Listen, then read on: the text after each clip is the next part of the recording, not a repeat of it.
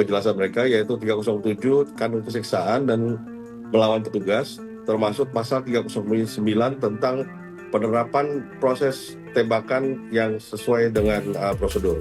Atas Kepolisian KBRI Kuala Lumpur, Komisaris Besar Juliarman Eka Putra Pasaribu mengungkap, 1 WNI korban penembakan di Malaysia masih koma.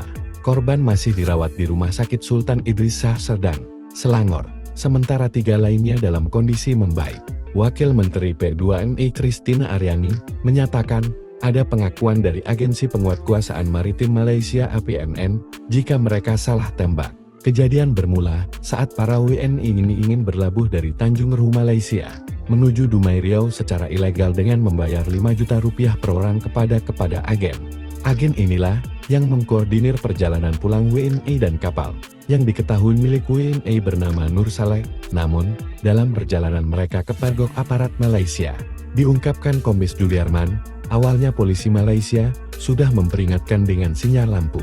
Namun kapal yang dinaiki para WNI justru kabur. Polisi Malaysia melepaskan tembakan ke kapal. Otoritas Malaysia ngakunya menembak mesin kapal. Secara ini gelap, ditembak, terkenalah mereka semua itu. Kita duga itu adalah nahodanya dari kapal, bukan PMI, ujarnya.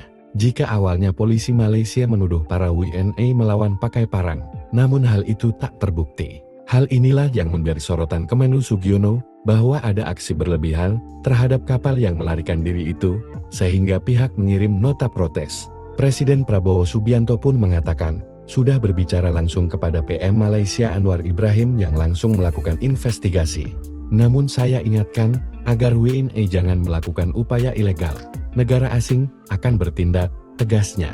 Sementara, dilansir dari media lokal Malaysia, jika oknum eksekutor dari Polisi Maritim Malaysia sudah menerima sanksi dengan dicopot